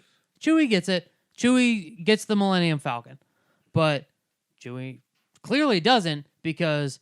But maybe he's loaning it out to Poe for that mission, and maybe Rey's the owner at this point. That's what I was thinking. That Rey is the owner, but it seems Lando like it passed over. says he doesn't fly anymore, Rey, so it's got to be Rey's at this point. Rey has taken the Millennium Falcon. She's taken BB-8. She's taken the lightsabers. She's taken Luke's taken X-wing. the books. And his she's helmet. taken everything. What? And she's taking the X-wing The and Luke's X-wing. helmet. She's Rey just is taking it all. She's a whore. Everything. She is a junk collector. She's she's a from the very scavenger. beginning. She's a scavenger with her. She's a eye. Buy Jawa. the Scavenger. She's She a is fucking Jawa. Rey Jawa. like mother, like daughter. I knew it. She was like, "Woo, teeny."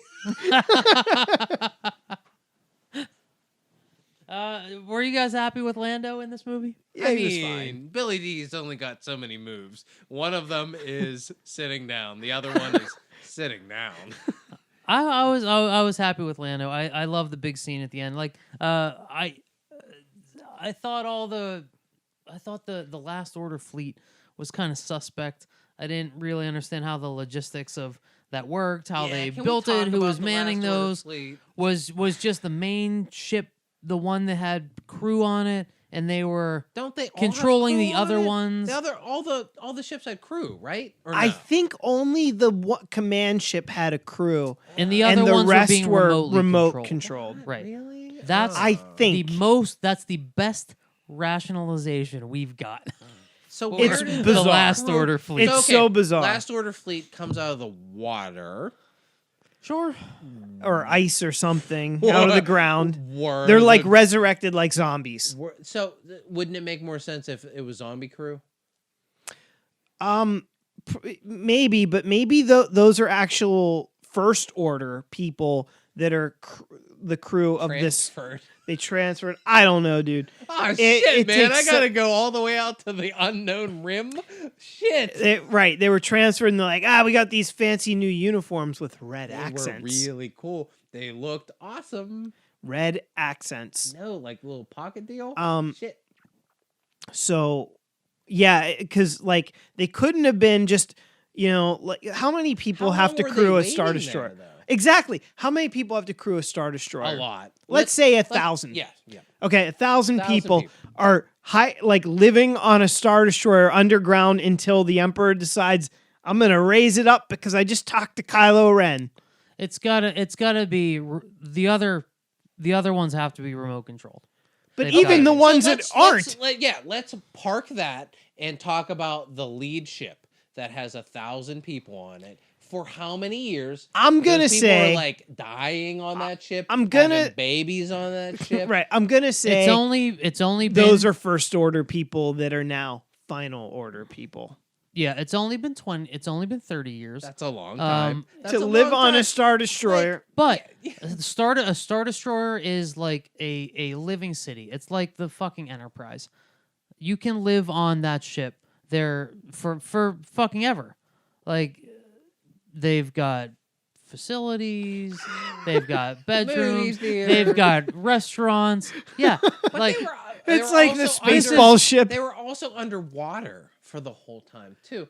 Like Or I would underground. I don't know what they were It under. seemed like It was water, hard to right? No? distinguish details on Exegol. It really was. Like all those like acolytes or whatever they were in hoods and stuff. Matt, Yeah, what do yeah. you think the acolytes were? Do you think they were physical beings? I don't know. Maybe. How's Weren't that they- for a well, definitive or answer? were they? So the acolytes were all the Sith from. They were in the Sith From Stadium forever, or right? whatever. I They're thought they Sith were fans? just. I think they were just were- Sith fans. I think followers. they were spirits of past Siths. I think That's a they lot were of Siths. millennia of Siths. The spirits like called to sort of form by Palpatine, the way Rey called all the 'Cause Jedi they all got to killed her. at You the know, that end, was right? actually one of my favorite parts was when Palpatine says to Rey, I am inevitable. And Rey says, and I am Iron Man. And Rey goes, "Me too, me too. Let me show you my family." Family. I am Iron Man. Do you remember that part? You really hated whenever she jumped and did the Iron Man pose. Is that Well, I forever- hated the X-wing or the TIE fighter part. Is that but forever at the end, like we cannot separate that particular pose from Iron Man? No. I thought it was actually a Spider-Man pose. To be honest, I think it's the Iron. It's the Iron it was Man it was pose, the isn't weird it? posing that I kind of had a problem with. I felt like in Star Wars, it's not so much about maybe there's a little bit of it, but not quite that flamboyant. But it's a little bit of a So nitpick. the fantasy lightsaber battling. It's a little bit of an flamboyant for you. No, that wasn't fantasy lightsaber battling. I'm talking about the TIE fighter flip in the landing.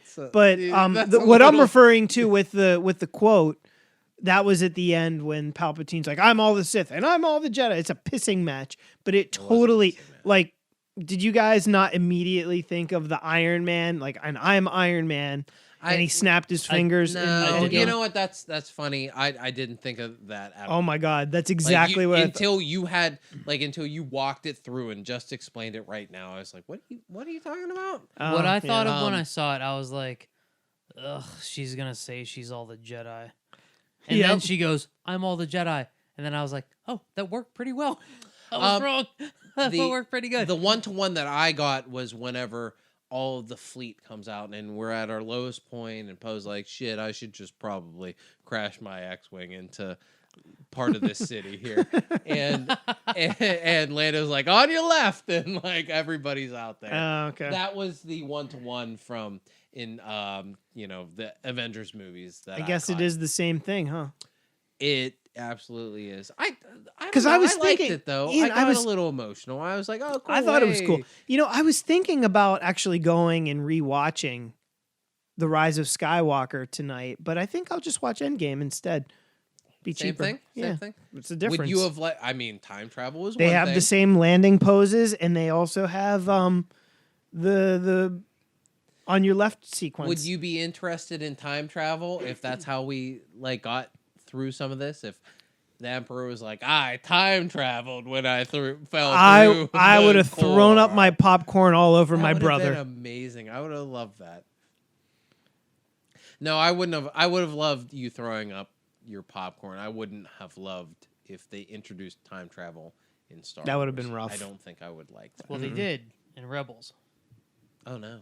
So I Well, can't I wait guess till I'll you have guys. to cancel my. I can't wait till you guys get there. I'm canceling it now. Yep. boop. So I like one of the things I absolutely loved. What I want most coming out of this sequel trilogy. Kathleen Kennedy did an interview. She was like, "We're done with we're done with trilogies, but now we're just gonna. These characters aren't dead. We're not doing trilogies anymore. We're just gonna continue to explore these characters." So I assume we're gonna see That sounds filthy. some Rey movies, some Poe movies, but I want more than anything a Rey, Zori, or no, I want a Poe, Zori, and 3PO. Oh, that's for the other movie. podcast, McSoss at night. No, I want to. I thought Poe was so fucking good in this movie. Oscar Isaac is pure charm. Like I think he was used expertly in this movie. He was denigrated to just an afterthought in The Force Awakens. He was just flyboy that can't do anything right in that movie. That character was written specifically to be killed, and they're like, "Holy fucking shit, Oscar Isaacs is awesome. Like, we need to keep him in this story." He was supposed to be killed in The Force Awakens. Yes. Yeah, He was I supposed to be think dead. After the That's true. TIE fighter crash. Oscar Isaac lobbied to have the character not killed. Lobbied with his talent. I think the story originally was supposed to be the story of Rey and Finn, who both undergo Jedi training and become Jedi together. And I think it was going to be revealed that they are brother and sister or some related in some capacity. But then they did the casting, which that kind of make that complex. it would make it right. Yep. Somebody's adopted, and then they just sort of changed it overall. And I'm fine with what they ended up going with. I think, but that was the George Lucas concept. Yeah. The one thing that I really didn't like, we set up throughout the trilogy Finn seems to clearly have feelings for Rey. In the first movie, he seems pretty infatuated with her. In the second film, he's constantly worried about where she is and how we're going to protect her. And in this film, as they are on their their dying breath, as they're being sucked into the quicksand, he's like, Rey, I have something to tell you. And then we never go back to that. And I feel like that should have been something that we addressed at some point. I know that John Boyega has come out and said that he doesn't say I love you, but it's stupid if it wasn't anything other than something, a confession of feelings. Yeah, because real that weird. is like the relationship that those two have. Real weird point of this movie. Yeah, that dangling thread was a little bit odd, but yeah, what he was going to say was that I think I have force powers. Yeah, right. Because I mean, like, if I was dying and my chick over there that I've never said anything to that I loved, was right there dying as well. That's what I'd be like. I can move stuff with my mom. Right, which makes yeah. I'm sure it was like the message is, hey, I have force powers, but that makes no sense in that drowning in the sand moment. Yeah, it doesn't. It's not silly. even just in that moment. That the relationship that those two characters have, and it was like crystal clear rewatching those two films right next to watching this movie. Yeah, like fucking Finn loves Rey. We should say something about that. Yeah. So I don't know. I thought that was pretty stupid. So give me a Poe Zori 3PO movie. Poe and 3PO were outstanding together. It was so reminiscent of Han and 3PO in Empire. Zori was really fucking good. I don't care if they use Kerry Russell and they don't show her face. One of the biggest complaints about superhero movies is that no one wears their mask all the fucking time. Well, you know what, you fucking assholes?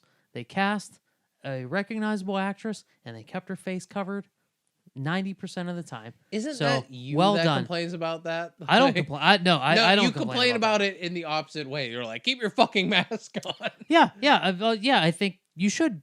Like, why the fuck is Spider-Man fighting unmasked all the fucking But there's time? no reason that Zori can't take her mask off for a hot second. Yeah, and regardless, Like I at don't the give end, a shit she about. probably should have taken her mask off. Right. She's Kerry Russell. I don't super give pretty. a shit about mask. No mask. Whatever. I thought the role that we got was all mask, and she was great. She was great with Poe. The bit at the end where they're just kind of nodding at each other, kind of kiss you. Excellent. Outstanding. Yes. Like really fucking good. I think she did a lot with that character with a full mask on. Besides, hot, I'm gonna fuck your eyes business in the middle. Yeah, like coming out of this, like I'm not really interested in what happens next with Rey or Finn, but if we're gonna do a Poe movie, give me some of that. Like I'd like a Rey movie. I think that would be interesting. well, I think that's what we're Rey's setting the up. last Jedi, and she needs to rebuild the Jedi. But that could is be Daisy interesting. Ridley in? Like, I feel like she is like, I don't want to do this shit anymore. My hunch is there will be 10 years or something like that before we revisit these characters, and we're gonna see them, at some point down the road. 10 years? Yeah. You think what are we're we gonna gonna- pass the time with Mando and Obi-Wan and I think Maybe yo. maybe we're gonna get a Poe Disney Plus series? there's going to be another trilogy in between that is separate from. Even though they said no more trilogies. I don't believe a goddamn thing that that they say. I think we're going to get another trilogy within the next couple years. Well, what would you guys like then? Like, what would you prefer? I think they would be better off not doing another trilogy. Just do, because I think that what happened to this trilogy is it got hamstrung with release dates and time frames, and we have to stick to a schedule and cram it into this box. And maybe if it's some one-offs, like that would be more enjoyable. Yeah, I don't disagree with that. I think that you're onto something there. I do think, though, if they decide to make a trilogy and release one every 2 years, but if you plan it from the beginning, 1, 2, and 3, and you set it in a completely different time in a different place, this could be pretty cool. Because you won't have the baggage of existing Star Wars stuff. Like, there's no opportunities for character assassination and subversion of expectations. It's just you're creating it from scratch, so you can tell the story that you want to tell. That's why I kind of felt like Rian Johnson would probably be pretty good at that, even though it will never happen, ever, ever, ever. Mark my words. Although Rian Johnson probably would try to include a little too much personal commentary, which I think this movie was so refreshingly absent of. Well, let's get back to it, because I would disagree with personal commentary, because I think that it actually had a lot of personal commentary for the director. Directed at Rian Johnson. That's fair. What do we think about the moments that essentially paved over, glossed over, or directly were in confrontation with The Last Jedi? I wasn't hugely offended by them. I think the things that they sort of walked back on in this movie that they established in The Last Jedi were all things that I probably wasn't a fan of in The Last Jedi, so that's good on one hand. On the other hand, what I was hoping this movie would do, and I don't think it succeeded, was I was hoping it would make these 3 movies feel very coherent. I don't know how that's possible. Maybe it isn't, but this movie didn't do that. Mm-hmm. And I was hoping that it would make all the movies feel like they all made sense and they all worked well together, and the decisions that they made in The Last Jedi made sense and felt better in this new context. And to a degree it did that, but not completely. There was I don't think there's any way that they could have. Maybe not. It's an impossible feat. Right. Maybe that is unfair, but I don't even necessarily know if they tried to do it. It was more like, hey, Rian Johnson, you were completely off base, so we got to fix what you screwed up, which is the approach that they seem to make. There was very little that made things feel better. There were very little things that were expanded upon that Rian Johnson created that they furthered in this movie. One of the big ones, though, was the force drop stuff. That was established, and they really took it to the next level in this movie, and that was mostly okay. Mm-hmm. I thought that worked. Very well. But okay, what were the big middle fingers? We said earlier that we thought that one of the early ones was who said it? I mean, there was the biggest one was Luke catching the lightsaber and saying, Jedi's weapon deserves more respect. Directly at the camera, right. was like, Rian Johnson, go fuck yourself. And those were his exact words. That he swore in a Star Wars movie like that. That was Luke Skywalker breaking the fourth wall directly at Rian Johnson. And the second one was Luke raising the X-wing.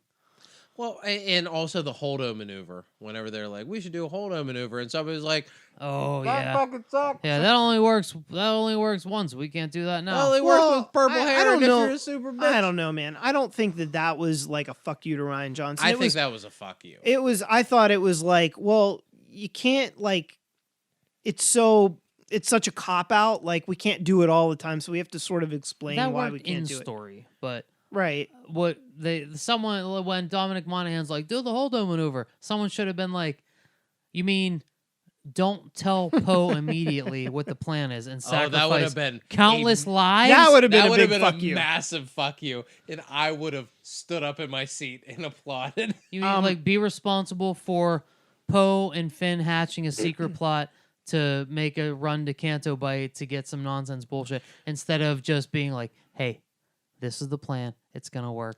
So everyone stays on board. Yeah. Finn doesn't lose his mind about saving Rey. Finn's like, all right, this is all under control. Rey's going to come back to a safe place. But instead, Holdo's like, you're a fucking flyboy. Get the fuck out of my face. I'm gonna put this whole mission in jeopardy. Here's the Well, thing. she was just a Holdo, huge bitch. be a manager of people and know that different people react differently. And if you tell a flyboy to go fuck themselves, they're probably going to send people on a wild-ass goose chase to Canto Bite. So maybe just tell them the plan and tell them to keep it under their hat because they're important and you need their trust. That's I how get it. somebody I get manages it as, a situation. I get it as in story. If she tells Poe immediately what the plan is, there's no movie. There might be a movie. No, you could still Do you send realize the rest of Rose and Finn over to the ship to disable the tracking. You can still do that. There is a movie, But if it they just can, isn't as if stupid. they can secretly get to Crate and not have to risk Finn, Poe, and Rose, then there's no movie. How The did rest of the but, movie but is maybe you're is like, Rey hey, off. this is The going rest too of the movie is Rey and Luke. But if you're like, hey, this is going too slow, I don't know, we might not make it. Let's try a other plan. Right. But bottom line, if she tells Poe in the beginning of that movie, there are countless ways around what actually happened. That is, like I saw today. J.J. Abrams lazy storytelling. Fuck you. Last Jedi is lazy storytelling because Rian Johnson wanted to tell one story, Rey and Canto Kylo Ren, and then he just fudged everything else. He was like, well, I guess I'm gonna do these with these other characters. But if you watch it again, there's one story he cares about that makes sense. That like all the buttons are buttoned up, and it's Rey and Kylo Ren. The rest of it is just fucking coming on a wall and Ancillary. see what sticks. Probably come. So, what do we? Where are we at here? we're 145. So, do we have any final thoughts? Well, I liked the part when Luke raised the X-wing. I don't know if I thought that was a direct FU to Rian Johnson so much as like the lightsaber catching and then the line that he says. But I definitely felt like that was something that I wanted in The Last Jedi. I think we all wanted to see Luke lift the X-wing, get in it, and go help his friends. Mhm. That's what it was foreshadowed when we saw it in the That's water. why they fucking show you that, but only to say, no, you Right. know it's here, but Right. you're not gonna get it. But we still ultimately sort of got that. He lifts it, Rey takes off in it. That was kind of cool. Actually, that was a lot cool. Mhm. But anyway, Ian, you were saying. Yeah. What do we think in closing here? I would assume. Do we have some ratings here? I want to actually share our ratings from the past couple Star Wars movies. Oh, I'm so because I went interested. back and I listened. And I'm excited. we're wild idiots. We have a lot of bad opinions and a lot of bad thoughts about things. But I will start with we'll go back to Rogue One. And the ratings that we have here, because what's funny about some of our ratings is that we ask ourselves in the future to timestamp certain things. So for Rogue One, Matt, you gave it an 8. Paul, you gave Rogue One a 7. I gave it a 9. Ooh, woo! For the Dark World territory. And Big number. I also mentioned to timestamp that Paul and myself would like Solo in the future. Oh, So then Solo happened. I gave it a 7. Paul, you gave it a 5. So we were wrong retrospectively. And Matt, you gave it a 7. You said that you also requested a timestamp that Darth Maul and Han Solo will not cross paths in the next movies. So I would like to ask myself in the future to timestamp right now to remember that Darth Maul, Han Solo do not cross paths in the next couple movies. So we'll remind ourselves. So we've sat with Rogue One for a little bit. Do we agree with our final rating? A 9 super high. I would give it an 8 retrospectively. Matt? Either 7 or an 8. Paul, you gave it a 7? I gave it a 7. I'd probably bump it down to a 6. Okay. Solo, a 5. Paul? I'd probably upgrade it to a 6. Solo is very enjoyable. I would downgrade it to a 6. I would downgrade it to a 6. Okay. Triple 6, baby! Hail Satan. This Number is of the beast. This is yes. This is a fun one. So the Last Jedi ratings were, Matt, you gave it a 7. You said the lowest I can go is a 7. I can go lower. Paul, you gave it a 5. And I can go lower. And I gave it a 5 as well, and I can go lower. So, Matt, would you like to retrospectively recalibrate the system here? Yeah, it's a 5. Okay. Paul, 3. I will also give it a 3. So, level setting our rating system now. What did we give The Force Awakens? I didn't go back I think I remember giving it a 9. I didn't go back and listen to The Force Awakens. I like The Force Awakens a lot, but with the asterisk of a lot of Yeah. this depends on what they do in the next one. Yeah. And they didn't do in the next one. So that number probably drops for me. I think I gave it an 8. I didn't listen to that one, unfortunately. Okay. So, who wants to go first with these ratings here? I'm going to give Rise of Skywalker an 8 because Ooh, I thought it was shit. wildly enjoyable. Mostly because I think JJ had an enviable task of wrapping this thing up. He had to start from scratch, all the hard periods that Rian Johnson left after the last one. He needed to make an enjoyable movie and satisfactorily wrap this up. I think it was a much harder task than the brothers did with Endgame.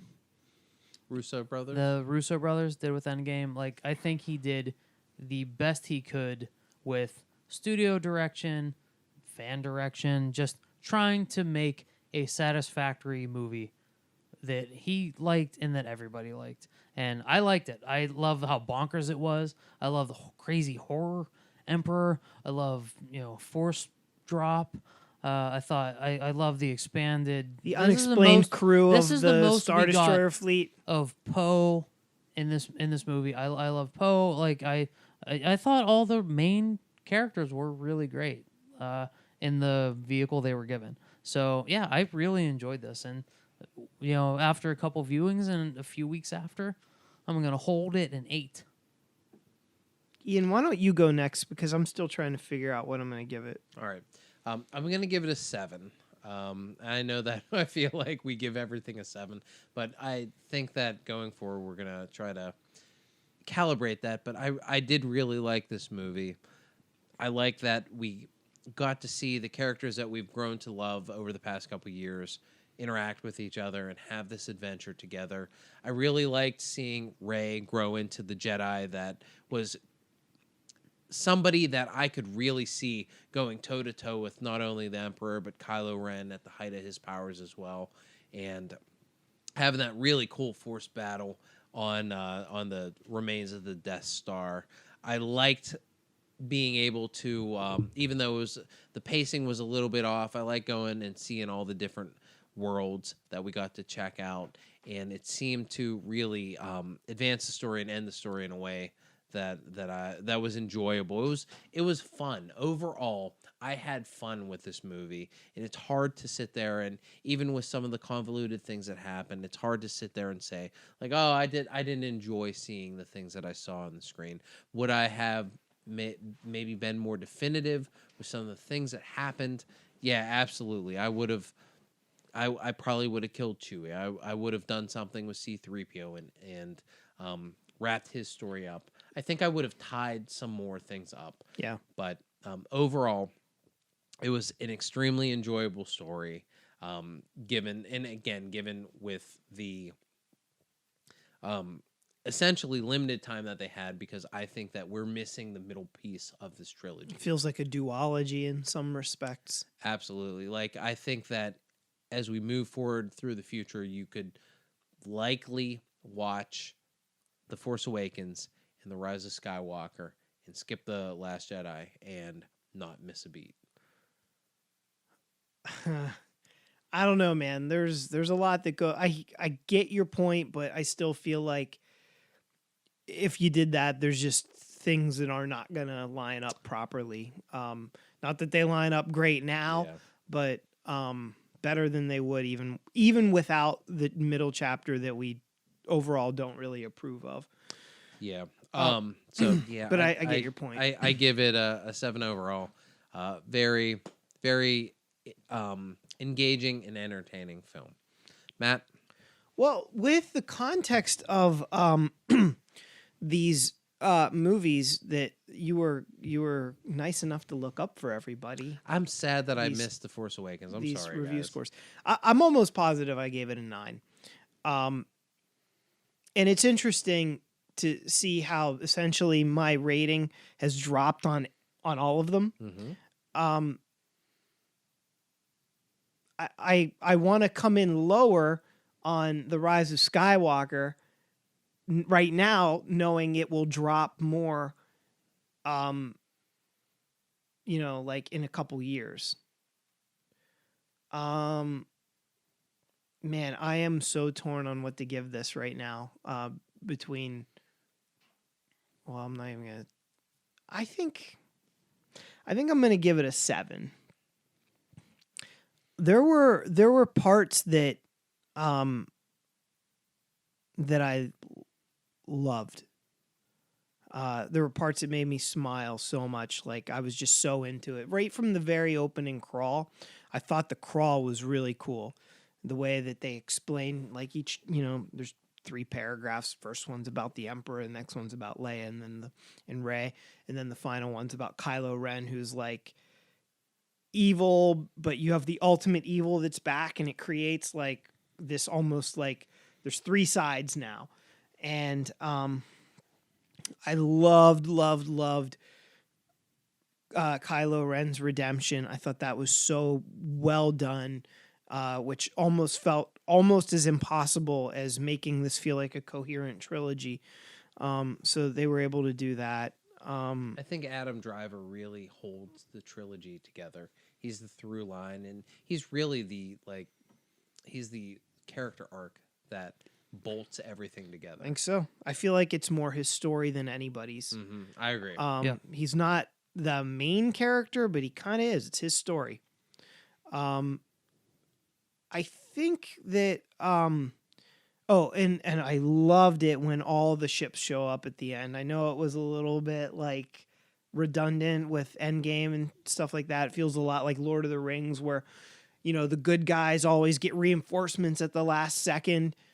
But when all those ships showed up, A, it looked cool. B, they played the Star Wars theme when it happened, and it felt so appropriate. But there were a few eye roll moments, like the Rey's "I am Iron Man" moment, like was sickeningly stupid to me. And that should not have been. That should have been like a super cool moment. But like that, to me, that's not the language of Star Wars. Like I feel like characters don't have almost like memeable things that they say, except for Yoda when he said "do or do not, there is no try."